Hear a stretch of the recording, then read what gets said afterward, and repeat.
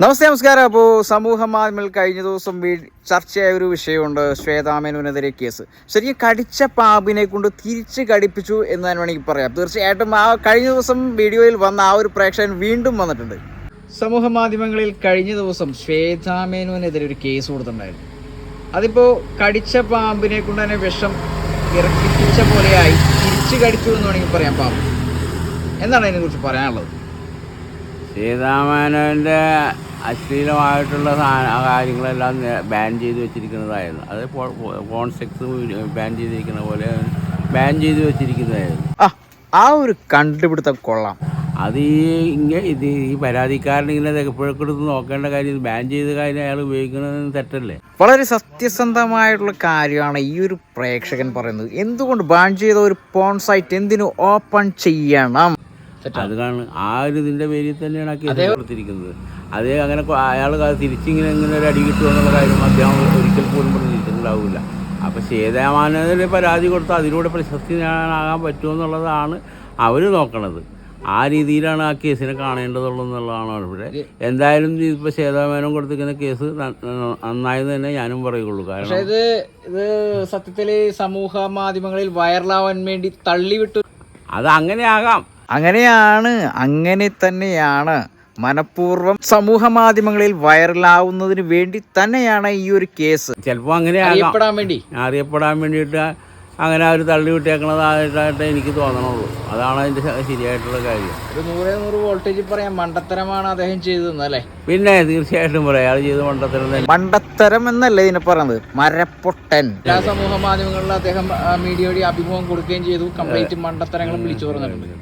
അതെ, അയാൾ ശരിയായ ജീവനമായി ചിന്തിക്കാൻ കഴിഞ്ഞെന്ന് എനിക്ക് തോന്നിയിട്ടില്ല. ചിന്തിച്ചാണ് പ്രവർത്തിച്ചതെന്ന്. ചിന്തിക്കാൻ കഴിയുമായിരിക്കും, പക്ഷെ ചിന്തിച്ചല്ല അത് അയാൾ പ്രവർത്തിച്ചത്. മറിച്ച് അയാൾക്കൊരു അവർക്ക് ഒരു പ്രശസ്തിയായ സെലിബ്രിറ്റിക്കെതിരെ ഒരു ആരോപണം ഉന്നയിച്ച് അതിന് നമുക്ക് ആ കുപ്രസിദ്ധി നേടുക എന്നുള്ളൊരു ഉദ്ദേശം മാത്രമായിരിക്കും അദ്ദേഹത്തിനുണ്ടായിരുന്നു. സത്യം, മഹാസത്യമാണ് ഈ ഒരു പ്രേക്ഷകൻ പറഞ്ഞത്, കുപ്രസിദ്ധി. സത്യത്തില് കേരളക്കരയിലെ മലയാളികൾ മാത്രമല്ല, ലോകം മലയാളികളടക്കം മണ്ടന്മാരാവുകയാണ്. കാരണം ഈ ഒരു ചിത്രത്തിനും ലൈസൻസ്ഡ് ആയിട്ടുള്ള ചിത്രങ്ങളാണ്. അപ്പോൾ ലൈസൻസ് കൊടുത്തതിന് ശേഷമാണ് ഈ ഒരു സംഭവം റിലീസിങ്ങിന് ഒരുങ്ങിയ ചിത്രങ്ങളാണ്. അപ്പോൾ അതിനെ കുറിച്ച് എന്താണ് പറയുന്നത്?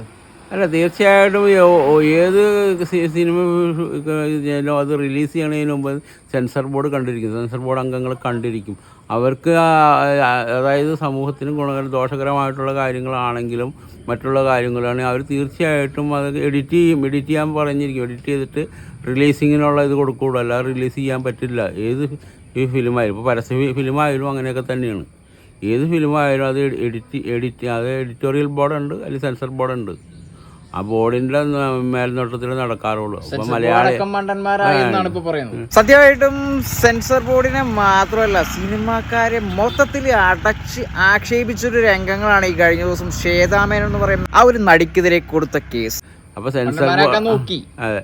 അപ്പം മറ്റുള്ള ആൾക്കാർ ഇതിനെപ്പറ്റി എതിരഭിപ്രായം പറയുന്നതിൽ കാര്യമില്ല. നമ്മളുടെ ഗവൺമെൻറ് തന്നെ നിയമിക്കപ്പെട്ടിട്ടുള്ള ആളുകളാണ് ഈ സെൻസർ ബോർഡിലുള്ളത്. അതത്രയും നമ്മൾ മനസ്സിലാക്കിയാൽ മതി.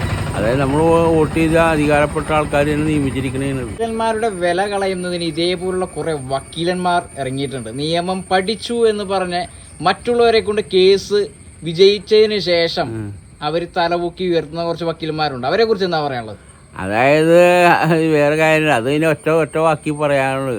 ഈച്ച ജനിച്ച് ഉള്ളാടം തിന്നുന്ന രീതിയാണത്. അതെന്ന് വെച്ച് കഴിഞ്ഞാൽ ആ ജാതിയിൽ വെച്ചല്ല, ഈച്ചയുള്ള പണിയെടുക്കണം, ഉള്ളാടന തേനെടുക്കണ രീതിയാണല്ലോ. അതാണ് ഈ വക്കീൽമാർ ചിലരൊക്കെ ചെയ്തുകൊണ്ടിരിക്കുന്നത്.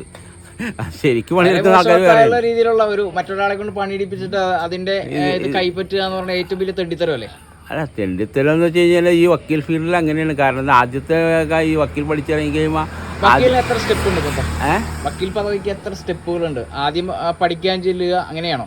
അല്ല, വക്കീൽ പഠിച്ചിറങ്ങി കഴിഞ്ഞാൽ പിന്നെ അവൻ ആദ്യം കയറുന്നത് ഏതെങ്കിലും മെയിൻ വക്കീലിൻ്റെ കീഴിൽ ജൂനിയറായിട്ടായിരിക്കും. ജൂനിയറായിട്ട് വഹിക്കുമെന്ന് കഴിഞ്ഞാൽ കൂടി വന്നാലും ഏതെങ്കിലും കേസുകളെ സംബന്ധിച്ച് തീയതി നീട്ടിവെപ്പിക്കുന്ന കാര്യങ്ങൾ പറയാനോ അല്ലെങ്കിൽ മറ്റു കാര്യങ്ങൾ ചെറിയ കാര്യങ്ങൾ പറയാനോ അതിന് അനുവാദം ഉണ്ടാവും. വക്കീലന്മാരെ അടച്ചാക്ഷേപിക്കുന്ന ഒരു കാര്യമല്ല, ഇതേപോലുള്ള മണ്ടത്തരങ്ങൾ കാഴ്ചവെക്കുന്ന ഇഷ്ടംമാതിരി ആളുകളുണ്ട്. ഇഷ്ടംപോലെ ആൾക്കാർ പാഠമായിട്ട് തന്നെ മാറണം. അല്ല, അത് ശരിയാണ്. ഇന്നലെ ഇപ്പോൾ ബാലേന്ദ്ര മേനോനെതിരെ പ്രവർത്തിച്ചത് ഒരു അഡ്വക്കേറ്റ് ആണെന്നാണ്. സംഗീത് ലൂയിസ് എന്ന് പറയുന്നത്, അയാളും അഡ്വക്കേറ്റാണ്. ശരിക്കും മാഫിയകളുടെ ഒരു വലയം തന്നെയാണ് ഈ അടുത്ത ദിവസങ്ങളിൽ മാധ്യമങ്ങളുടെ ചർച്ചയായിക്കൊണ്ടിരിക്കുന്നത്. അതെ, ഈ വക്കീൽ മേഖലയിൽ നിന്ന് അതായത് തെറ്റായ രീതിയിൽ പോകുന്ന മാഫിയ പോലെ പ്രവർത്തിക്കുന്ന കുറേ ആളുകളൊക്കെ ഉണ്ട്. അതൊക്കെ പല വിധത്തിലും പല പ്രകാരമൊക്കെ പുറത്ത് വന്നിട്ടുള്ളതാണ് അതൊക്കെ.